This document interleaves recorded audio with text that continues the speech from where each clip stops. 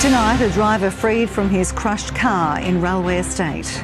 Calls for Townsville housing to be a focus in the budget. Queensland drivers urged to dob in dodgy roads. And our footy community kicking goals against coercive control. This is 7 News with Brough and Joanne Desmond. Good evening. Thanks very much for joining us. Good evening. A man in his 20s was taken to hospital after his legs were crushed in a shocking two-car crash in Railway Estate this morning. His car narrowly missed ploughing into a house, stopped only by a sturdy set of steps. With one mighty crash, this truck ended up in a front yard, just metres away from the home itself. I heard really noise, something. It's really fast. The ute was making a U-turn along Boundary Street around 10 a.m. when it was rear-ended by a truck, causing the driver to lose control and veer off the road. The homeowner was across the street at work when she was told about the commotion. As I was walking over, I'm like, I hope it's not my house. But it is. The house saved only by the front stairs. Stopped right at the staircase, so lucky. I think it's lucky he didn't hit the tree. He might have come off a bit worse. The front of the vehicle's quite smashed. The driver was trapped in the wreckage. He had his legs crushed inside the cabin of the vehicle. He was freed by fire services before being taken to Townsville University Hospital in a stable condition and later discharged. The cause of the crash will be investigated, but police are reminding people of basic road safety. You've got to be aware of what's going on around you. Put your mobile phone away. Concentrate on the road, concentrate on what you're doing as well as everybody else. Imogen Brooks, 7 News. Townsville's leaders have weighed in on the investments they want to see announced in tomorrow's state budget. They're calling on the state government to set aside $150 million for housing in the north. It's a lengthy state budget wish list following a federal budget snub. We're experiencing growth, but we need that investment for that growth. Housing is at the top. We've got 500 Army personnel coming up here into Townsville very, very soon. Housing's critical for them, but it's also critical for the city. For our teachers, for our police officers, for our nurses. We want these people to go to the bush. We can't expect them to live in tents. So let's put some housing into those communities. The Townsville Enterprise CEO is asking for a $150 million slice of the $4 billion infrastructure pie. She wants to see the waterfront precinct revitalised. Extend the Strand to make it walkable all the way to Flinders Street, all the way over to Palmer Street. Along with improvements to regional health services, including $300 million for a new Charters Towers hospital. We also want to see CT scanners in the Burdekin and Hinchinbrook, because ultimately that will release the pressure on the Townsville Hospital when we can care for the people in the regional areas. And the expansion to wildlife care on Magnetic Island. Visitor-facing koala hospital, where people that are coming from all over the world to meet Izzy can actually meet our koalas and see how well we care for them. One thing Claudia is confident will receive funding is Copper String. We know that project is ready to go, and we will be turning soil in August. Chanel Macbeth, 7 News. I'm sure we all know at least one. Now we're being urged to nominate the state's worst roads. RACQ has launched its biannual Unroadworthy Road Survey, encouraging motorists to dob in dodgy driving spots in the community.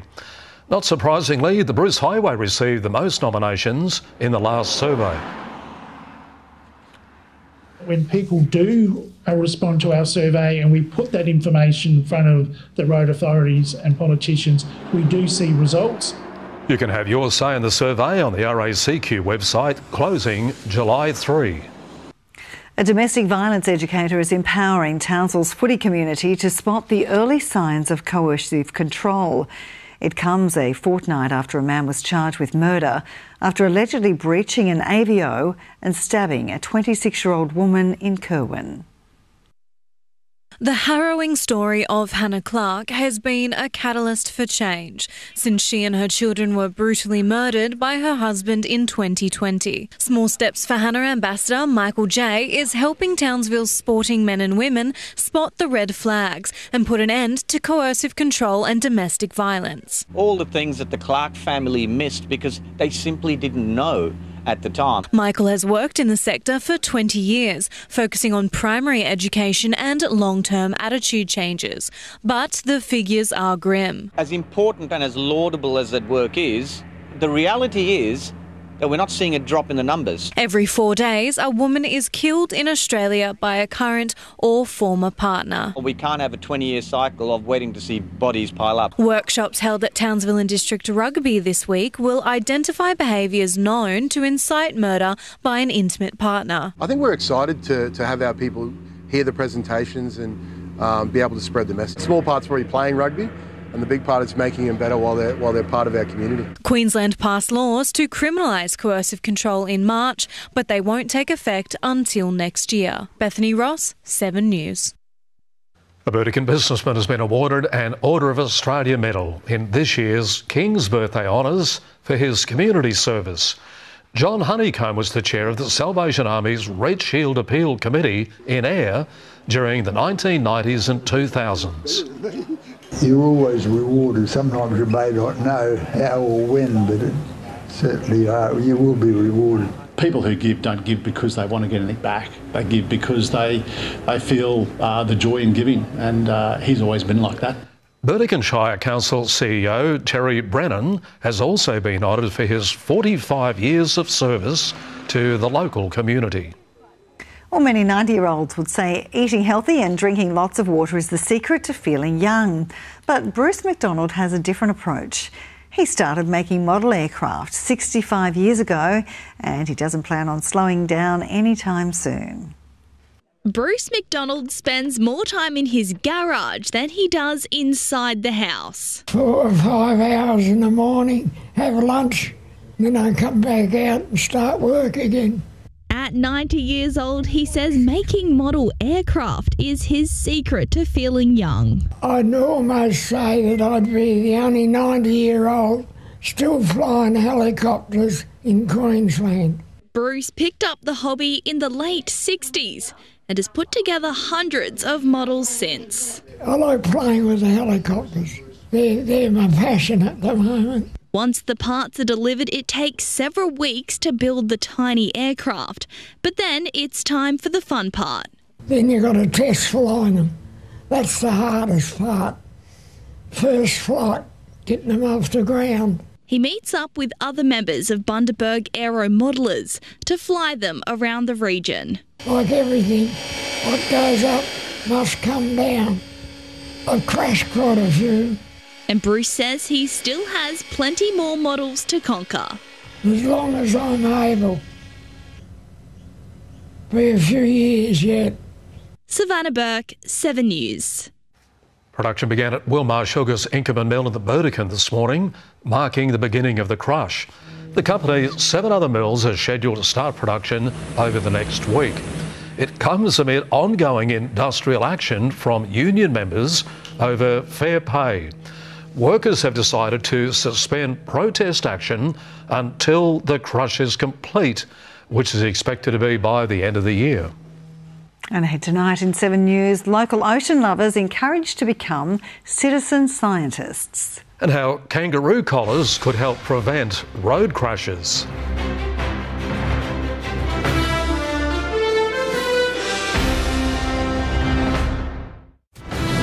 Townsville turns to 7 News to keep up to date on local issues, and we want you to be a part of it.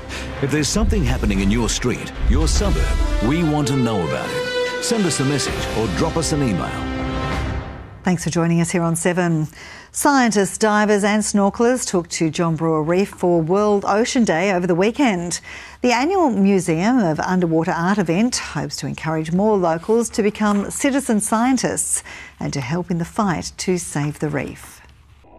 It's a day to acknowledge the ocean in all its glory. World Ocean Day is more important than Christmas for people like me who are ocean lovers. A group of 60 people headed to John Brough Reef to mark the occasion, exploring the biggest underwater installation in the Southern Hemisphere. But it's so important to get underwater and to experience it, to feel it, touch it, be in awe and to do it with like-minded people. They were also joined by two of Moa's ocean sentinels, who shared their knowledge on a lifetime spent conserving the natural wonder. They inspired me and also the next generation of snorkelers and scientists and ocean lovers. The Deputy Chair of MOA says the first step to protecting the reef is getting people out there. Most importantly, it gets people talking about the reef and having conversations about conservation. Adam and the Reef Ecologic team hope to encourage more visitors to become citizen scientists. To take photos of fish, corals, plants and upload them to a database so that they could learn more about the marine environment. You can learn more by uploading it onto iNaturalist and identifying what species it is. Shana Macbeth, 7 News. Publicans, trucking contractors and farmers from regional communities are all starring in the Queensland Resources Council's newest campaign. They come from all over, including Claremont, Moranbah, Charters Towers and Mackay. It highlights the impact that increased taxes have on communities. Is the government to seriously sit down and find a compromise that makes Queensland competitive again. And these are people who rely on our industry to support their local jobs and also their local businesses. The advertisement will run until the state election on October 26. UniSC researchers are hoping to prevent collisions with wildlife by using high-tech collars tracking the movement of kangaroos. The study's also trying to learn more about why the mammals hop and how they can help humans conserve energy. Around 10 million animals are killed in crashes on Australian roads every year, most commonly kangaroos. But a new study by the University of the Sunshine Coast is hoping to reduce that road toll. Once we get a good idea of how these animals are moving and how their energy changes through the habitat, we can actually eventually make these speed energy landscape maps where we can be able to plot these animals and know where they are, what they're doing. High-tech collars have been used to track batongs, otherwise known as rat kangaroos. But sometimes they can prove to be unwilling subjects. So far, we have found that they're very hard to collar. The research will be expanded to different species of roos in an effort to figure out why they hop. And we suspect it's something to do with the Australian landscape. They actually become energetically neutral as they increase speed. Our iconic Australian mammal could also hold the key to helping humans conserve energy. We can build an exoskeleton that reduces the cost of walking or moving in humans by taking inspiration from what we see in the locomotion of kangaroos, then we've gone a long way. Tiani Reid, 7 News. Well, it's time now to see what's happening in sport. Okay, and a quick turnaround for the Cowboys, Nath, mate. Yeah, Broughy, the side has just one main session to unpack that big loss to the Warriors before heading to Canberra for some Friday night footy. We'll have more on that next. And it's Cowboy against Cowboy, state against state, as the city prepares for the Women's Origin Decider.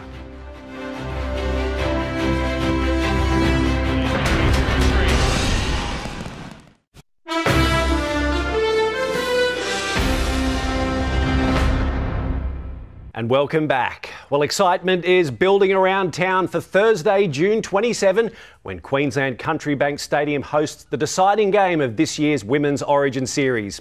4 Cowboys are again set to be part of the build-up and the game, but for 2 it will be far from the feeling of playing in front of a home crowd.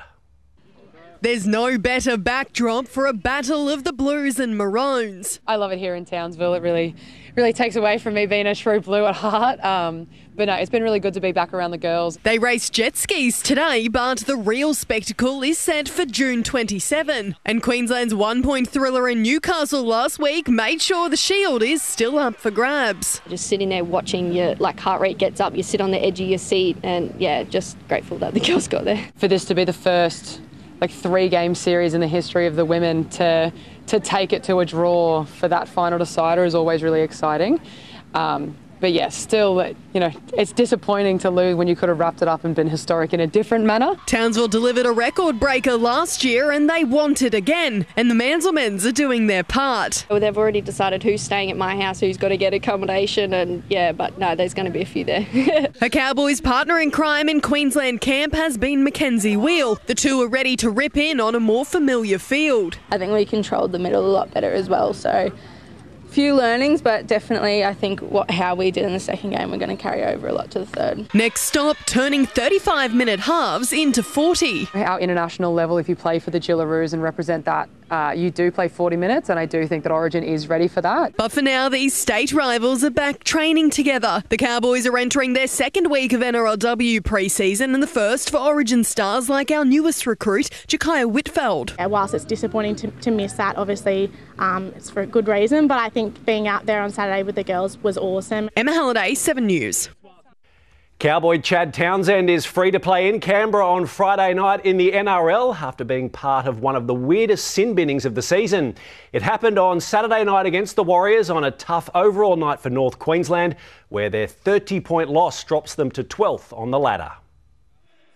The Warriors came to town fresh off the bye, while the Cowboys had a number of Origin stars backing up. But Todd Payton wasn't pointing any fingers at them after the 42-12 loss. The guys around them have to provide the energy and the spark, not rely on them, and that's what we've got to understand and get better at. It was Valentine Holmes, Tom Dearden, Ruben Cotter and Jeremiah None's second game in 3 days. It's a tough ask, I've got no doubt about that, but across the game, those guys pride themselves on backing up. New Zealand was in total control in Townsville, scoring the first 4 tries of the game. Frustrations then boiled over with a double sin bin in the 60th minute. But Chad Townsend and Warrior Chanel Harris-Tavita weren't hit with any further penalty for their part in the scuffle. Yeah, I was a bit confused because it was something about escalating the situation. Well, I've never seen something like that before, but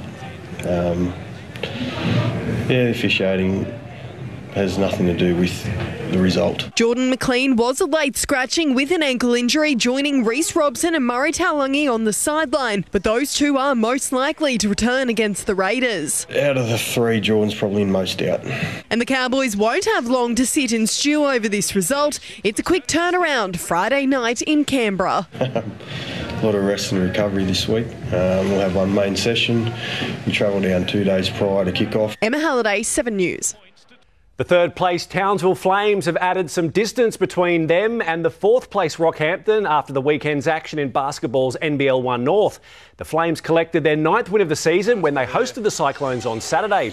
Townsville's lead blew out to as much as 20 in the second. They ended up winning the game 89-74. Once again, Alex Fowler was fierce. The forward racked up 25 points, 7 rebounds and 3 steals. 3-ball go. Looked good out of the hand, and Alex Fowler. Now, Townsville had a tougher time in the men's game. The Heat fell flat against the Rockets, going down 97-88. Kyle Leslie top scored with 20 points, 6 rebounds and 2 steals. Broughy Joe, is it June 27 yet? Great to see the energy, the excitement building up to what's going to be a big game of footy. Can't wait, no. Thank you, mate. All right, we'll stay with us after the break. Livio joins us and he'll have all the weather details.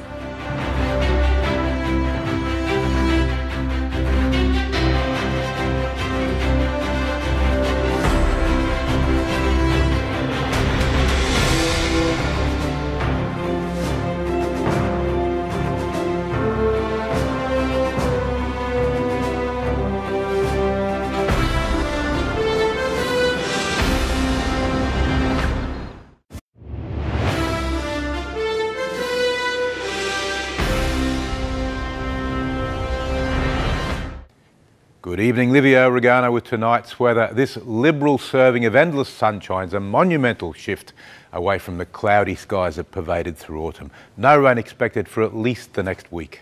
Of course, the price for clear winter skies is colder nights. Cloud acts like a blanket during the dark hours, and without it, our minimum temps drop like a lead balloon. Just 3 degrees this morning at Alva Beach near Ayr.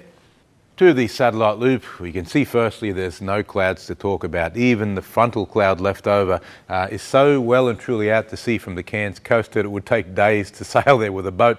There's really nothing left to talk about. Even the upslope winds over the western downs have slackened off, so we're not getting that low cloud that we had anymore. Might see a little bit of fog though over coming days. Today's chart, you can see the high pressure ridges pretty much permanently lifted up to land latitudes. We've got a high now over northwest New South Wales, but over coming days there'll be a sequence of them moving west to east at roughly the same latitude, so it's always going to be an offshore breeze. Tomorrow's chart's much the same. Southwesterlies persisting, dry as a chip, clear skies statewide as long as this pattern remains. To the latest from BOM, the boating forecast for Townsville, what is it? Southeast winds 10 to 15 knots, I should say, tomorrow. Same again on Wednesday, turning a bit more southerly on Thursday, but same strength. Low tide first up tomorrow, then high tide around lunchtime, depending when you get hungry, of course. The new moon's well behind us now, so the swing of the tide's finally narrowing. Herbert and Lower Burdick and a bright sunny day. Townsville 13 tonight.